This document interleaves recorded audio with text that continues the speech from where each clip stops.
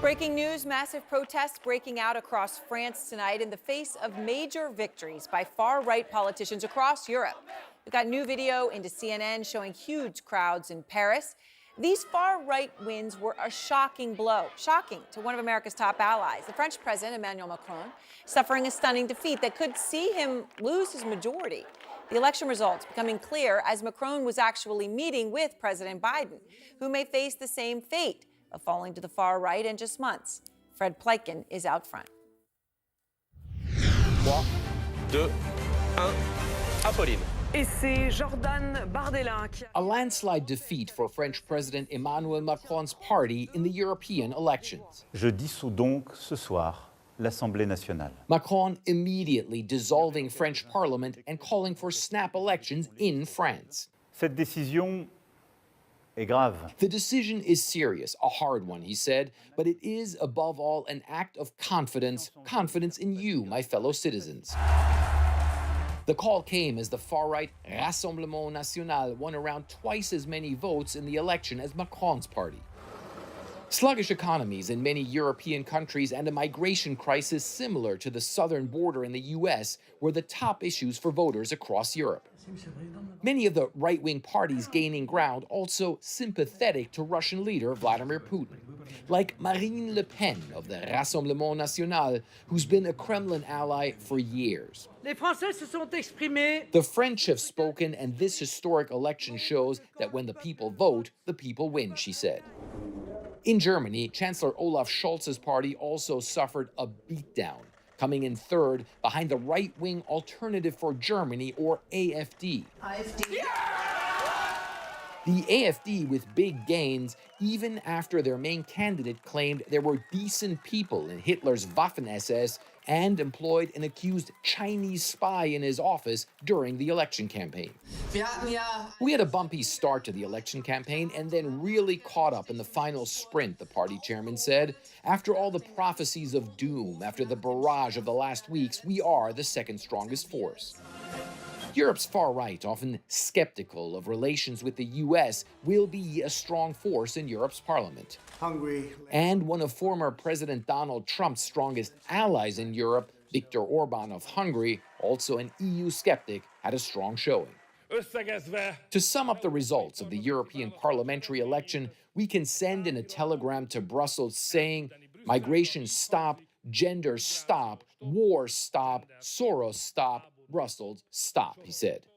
And Aaron, in various European countries, the centrist forces lost ground to those far-right parties. And just to give you an idea of how dire the situation is in some places, well, here in Germany, normally the Green Party attracts a lot of young voters, but this time around, the Greens actually lost a lot of young voters, and many of them went to the right-wing Alternative for Germany. Aaron? Real questions and raising real questions here in the U.S. Fred, thank you. And I want to go now to Jason Van Tatenhove. He's a former spokesman for the far-right Oath Keepers group, testified before the January 6th Select Committee. And he's also the author of The Perils of Extremism, How I Left the Oath Keepers and Why We Should Be Concerned About a Future Civil War. Well, Jason, I'm glad to be speaking with you again because you can put real perspective on this. You know the far-right movement in the United States so well. How emboldened are they by what we are now seeing happen tonight across Europe? Well, I think it does play a part. I think, what happens here ripples across the world, and that happens back and forth. Those victories are going to be seen as a victory here, too, that there's momentum growing. And I think we need to take it as kind of a dire warning as to where we really are right now, even with a front runner that has just been found guilty of so many charges. It just doesn't seem to matter. There's certainly momentum growing. You see it as a dire warning. I mean, we have seen, Jason, to your point, a disturbing rise in rhetoric, violent rhetoric, and threats since Trump was convicted. Axios reported another far-right group, the Proud Boys, wrote on a website, hope these jurors face some street justice. And don't be surprised, you know this was going to happen. Stand back and stand by. This is far from over, we promise. So stand back and stand by, of course, the words that Trump himself had used in 2020. And someone told the pro-Trump Right Side Broadcasting Network, which is something many may not have heard of who watch this program, but it's out there. And at a Trump rally over the weekend, they said this. We're in a third world nation now, so yeah, I would expect at some point that like it'll break out into violence. I mean, at this point, they're using the courts against their opponents. We've seen that before, so we know what's next. So yeah. We're a third world nation now, and I would expect it'll break out into violence. I mean, Jason, what are the threats and the talk of violence that you are seeing and hearing right now that worry you most? You know, really, what worries me most is where it's coming from in my thought process, and that's from Trump. This really seems to have evolved past what I would call stochastic terrorism, where you have a message that goes out. It seems to be passing a threshold where I think really he's just putting out this messaging. And if you look at the emails that have been going out in the last week or so, the rhetoric is getting more extreme. It's courting that line of direct violent action more and more.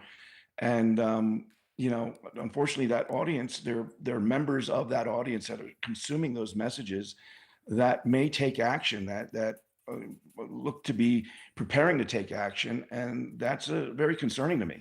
And when you say look to be preparing to take action, do you really believe that there is sort of, I don't know how organized you would describe it as, but that there really are those preparations that stand back and stand back and stand by?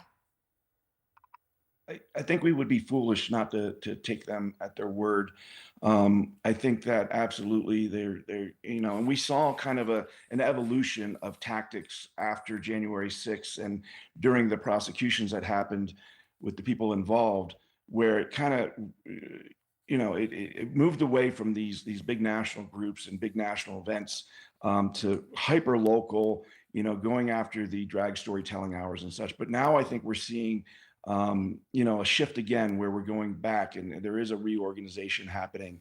And I think we're going to see more coming from kind of those national groups that they're definitely ready to reappear. All right. Well, Jason, I appreciate your time. Sobering warning, as you say, a dire warning that you're putting out there, but thank you.